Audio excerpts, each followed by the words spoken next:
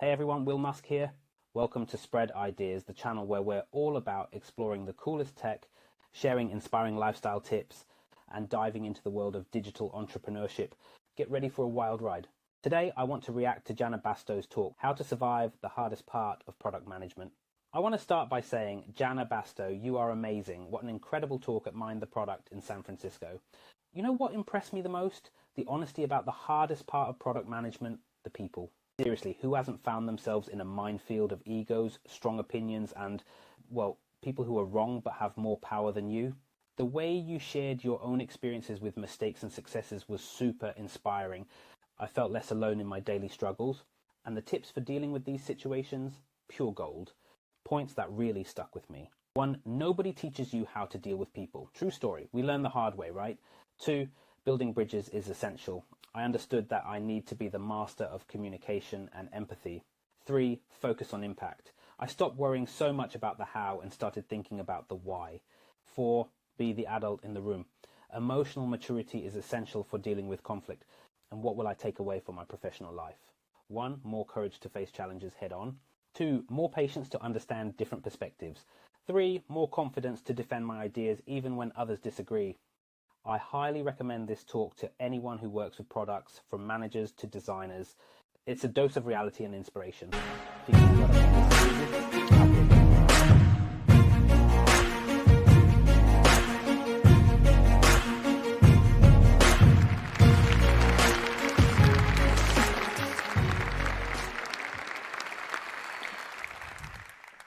I want to talk about the one part of our job that we can all agree is the hardest. People. People are hard. They're unpredictable. They have office politics and opinions, and they're wrong an awful lot. And there's this whole group of them that have more power and salary than you. And yet they're wrong just as much as the rest of them. Yeah, people are hard. So how did we end up here? Well, for me, it started with my first job out of college. I was a customer support rep working for a tech company. And this company, in its entire history, had never had a product manager.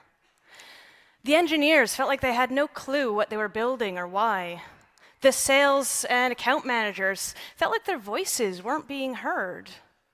Their suggestions and ideas were ending up in a black hole known as Bugzilla.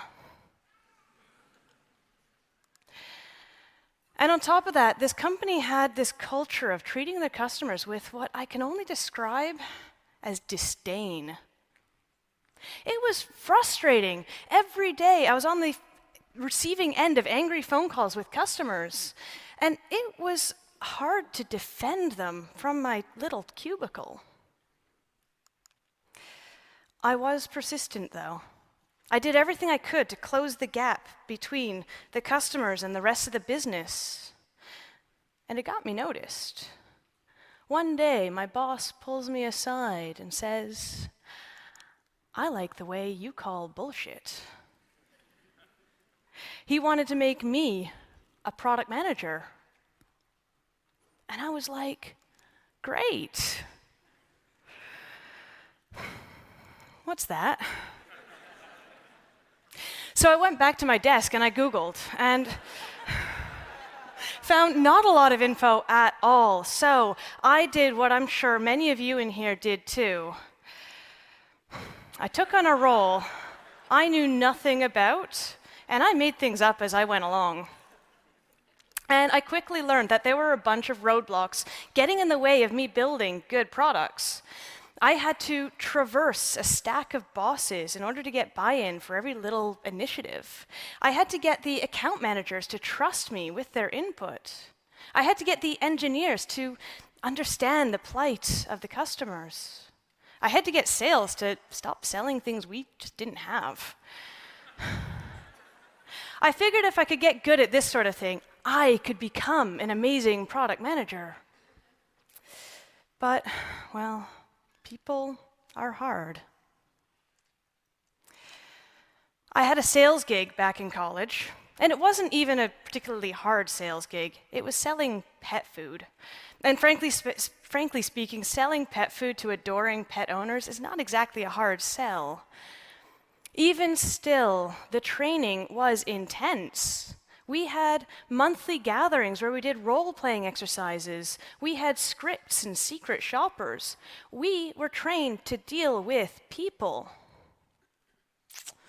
And in my new life, as a product manager, my training was Google. So I fell back on what I already knew. It turns out that out of all the previous gigs I'd had, including a graphic design intern, self-taught coder, hell, even my business school learnings, it was the sales stuff that I felt prepared me the most. So over my career, I've picked up this big pile of tips and tricks that have helped me along the way, so I'm going to share them with you. These are survival tactics that are going to help you with the hardest part of your role. And one of the hardest things you'll ever come across is getting people aligned, particularly if they've got different bosses and different objectives than you. It leaves you with very little leverage when it comes to getting their help. It helps to remember that it is not your job to have all the answers. You're supposed to know less than your colleagues. Instead, focus on asking the best questions. Ask open questions and use prompts to get people to continue their train of thought. Go on. What else? Tell me what you really think. I do these things called roadmap clinics. People book a call with me and come to me with their road mapping problems. Now, more often than not, these sessions turn into what I can only call therapy sessions for product managers. And in these sessions, I have seen a lot of bad roadmaps. And I've spotted a trend. A bad roadmap is a symptom of underlying issues in that company. And a frustrated product manager is a symptom of people and alignment issues in their team. Because people are hard. Now, these stories are real. But I have changed names and details for privacy, so let's meet some of these product people. Like Craig. Craig showed me his roadmap, and it was just incomprehensible. He spent the first 20 minutes of the call just trying to explain what half the labels meant and what was coming up next on the roadmap. Some of the acronyms were so obscure, even he didn't know what they meant. Because of this, his team suffered. They were so focused on the format and the feature list in the roadmap, and they didn't really get the big picture. They didn't know what they were supposed to be working on. Here's a test to find out if you're in the same boat as Craig. Print out a copy of your roadmap and bring it to your mom. She should more or less understand what's on your roadmap, what kind of things you're working on now, and what kind of things you're going to be working on moving forwards. If your roadmap requires you and your Scrum Master on hand just to translate, then there's a potential issue with alignment happening in the company. I helped Craig simplify his roadmap. If it was going to get the team aligned, then it needed to tell the story of how it was going to help them reach the product vision. And this strikes at the essence of being a product manager. You should be a storyteller.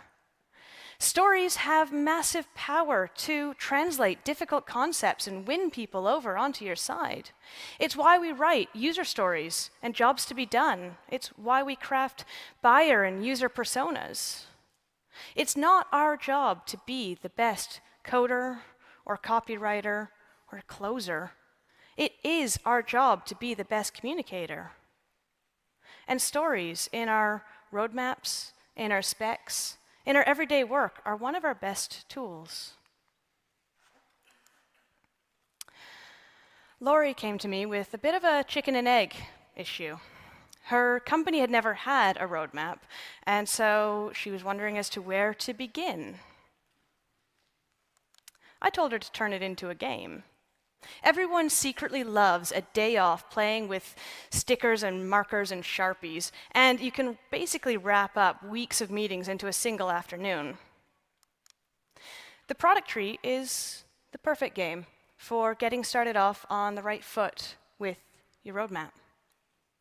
Start with a big blank wall and put up a tree outline like this. The trunk represents the core functionality that you have now and will grow from. The branches represent the different product areas or directions you could grow in. The roots represent the infrastructure that holds your whole product up. To play, get your team to write down as many product ideas as they can onto sticky notes, and then place them onto a tree in the way that makes sense. Now, your job is to lightly curate, but for the most part, let people make their own arguments for or against the placement of each leaf. This is your chance to learn what's important to the people in your company. The leaves placed near the trunk are the ones that people agree are most urgent, while the leaves up in the canopy are the ones that are more nebulous and are further out. As your tree grows upwards, your roots should grow downwards, filling with sticky notes that represent your architecture. Leaves that can't be justified or that don't match up with your product vision should be pruned out. And the end result is the beginnings of your product roadmap. With this game, Lori avoided all that pushback that she would have gotten if she just simply presented her roadmap. Instead, she came to them with the version of the roadmap that they helped conjure up. Plus, they all had a fun time of it. Not bad for an afternoon's work. Now, Rebecca. Rebecca was head of product, new to her company. And in the interview itself, several people broke down in tears. They were desperate for her help. Rifts of misalignment had grown between product and engineering. I told her it was essential to reboot her team, to give them something to take ownership of, rally them together around a project. They needed to work without the usual constraints and pressures and learn to be a team again. She needed to have lots of face time and assure each person on the team that she was on their side and listening. She needed to build psychological safety in the company. It's about making people feel comfortable speaking up or reporting errors or just pitching in to help with the product. So how do you build psychological safety within your own teams? Well, here's a couple little tweaks you can make to your language that'll help set the stage, that'll help create the right environment. Phrase questions so they begin with, how might we? It turns the issue into a collective problem. It supposes instead of asserts. And it works really well in conjunction with, I bet. As a product manager, you're going to be wrong a lot. I bet gives you permission to fail. After all, it wasn't you that was wrong, it was our hypothesis. And now that you know what doesn't work, you and your team are free to work on the next thing. It's subtle, but these shifts in language set the stage for psychological safety. Now, there's a dynamic that's often overlooked when you're a product manager. You're in the middle, and you're often treated as the lifeline to your execs, even if you don't have explicit authority. So if you want your team to have your back, you need to make sure that you've got theirs.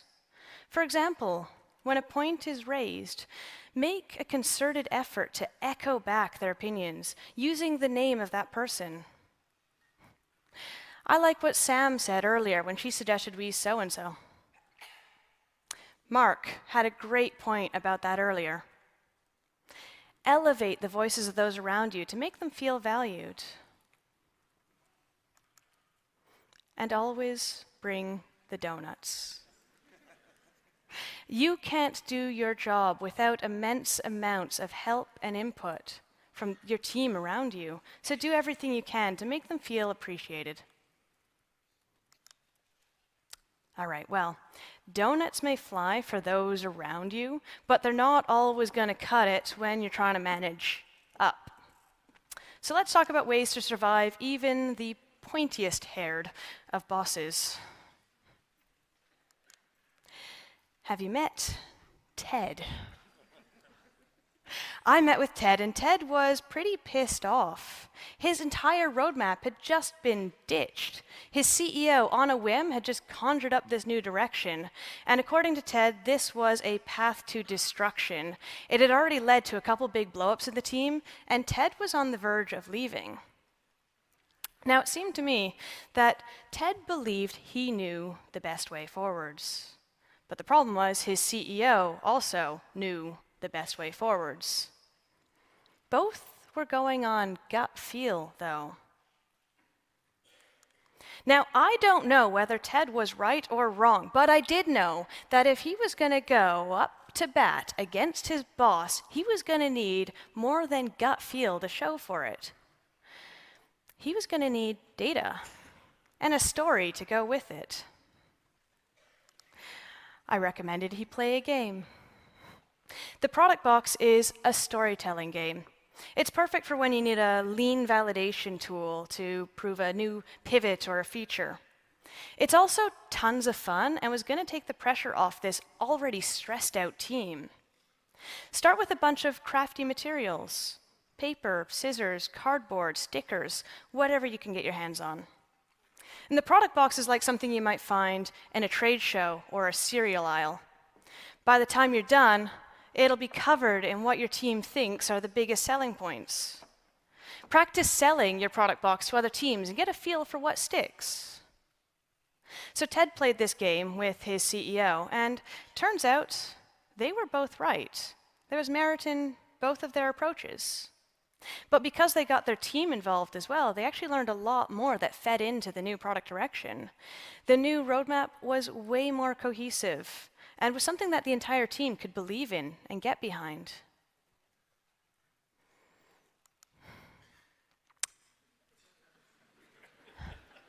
Meet Penny.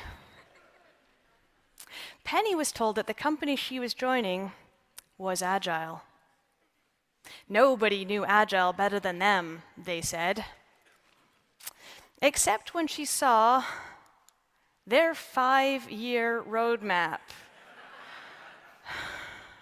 And this was no ordinary roadmap. This was a feature-by-feature list outlining the rebuild of an entire legacy system.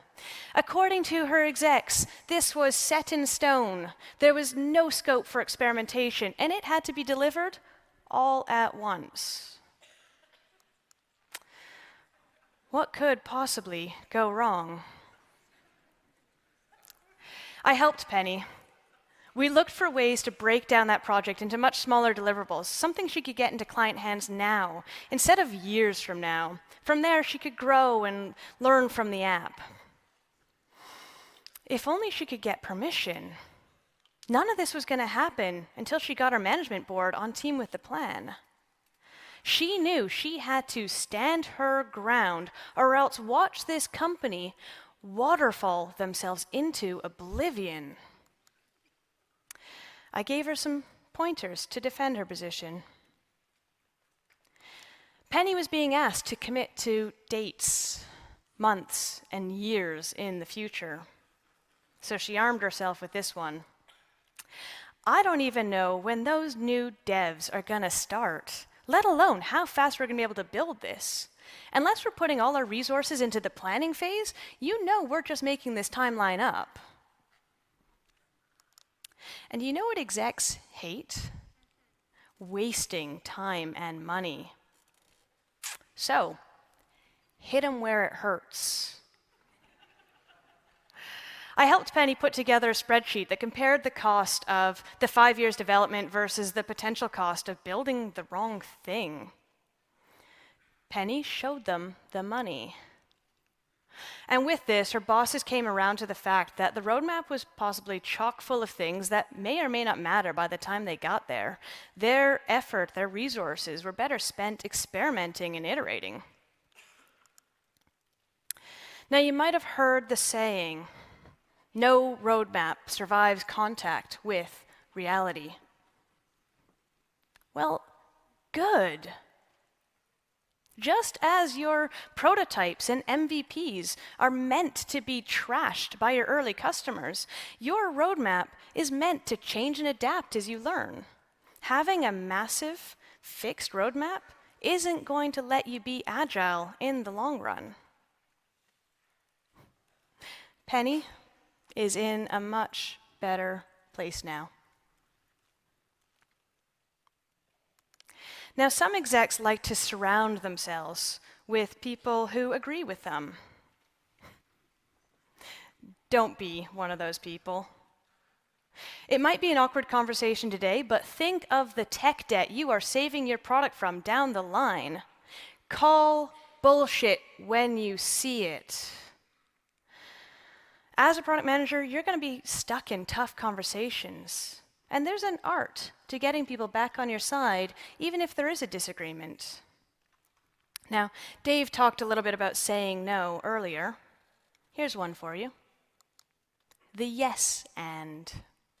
It's an old improv trick, a sales trick that I learned. Use it to agree with the person and their premise, and then add to it and rework it in a way that bridges it back to your own agenda. It moves the conversation back on track, and it helps you negotiate without shutting the person down. So, get to know the executives in your company. Communicate in a way that makes sense to them. Find out what their objectives are, find out how they're being rewarded, and figure out what problems you can solve for them. Now, we all know Steve Blank's age-old advice. Get out of the building. Let's add to that. Get in the building. Go up a floor to where the execs live. But don't forget about yourself. Because while so much of our job depends on other people, you're the one that needs to tie it all together. And it can be a lonely, tough job. Sam was given the role simply because no one else would do it.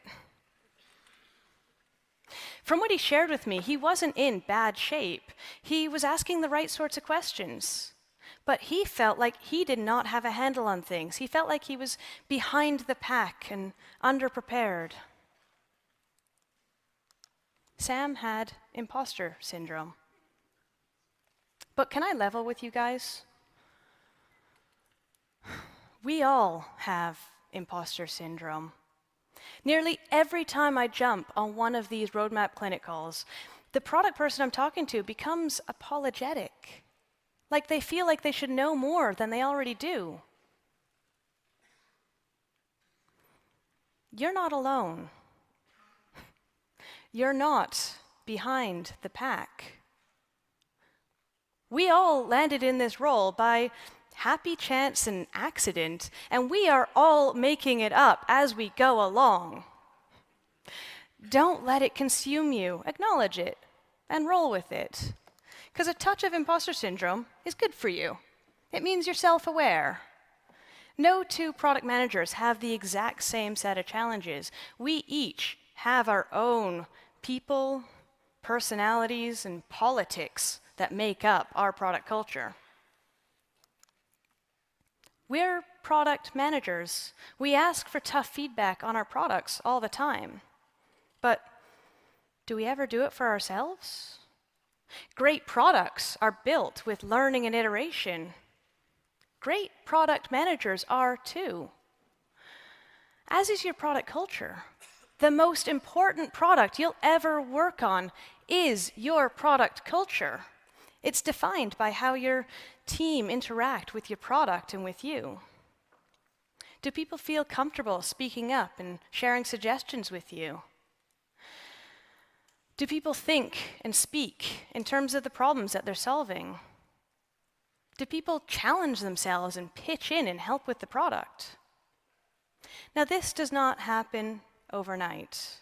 A good product culture evolves. Reframe a problem as a game, or tweak your language, or tell a story. These are all ways that you can craft a healthy culture day by day. You are a multi-skilled miracle, spinning plates and managing products like the badass you are. And you can multiply your powers. Great products are always more than the sum of their parts. They're the result of teams who work well together, who aren't letting miscommunication and misalignment tear them apart. This is stuff that I want you to be able to take with you and use this week when you are back at the office. But it's also the stuff that's going to stick with you. These are the fundamentals that are going to turn you into a product leader. And the best way to speed up your progress? Surround yourself with other product managers. Everyone in this room, every product person you'll meet has experience they can share. Get out there and share your stories of the toughest, hairiest situations you've ever been in or are in right now. I guarantee you'll find help and support and a new perspective that will help you reframe and crack that problem. We may have walked into this role completely unprepared, but together we can learn how to best work with people to build products people love. Thank you.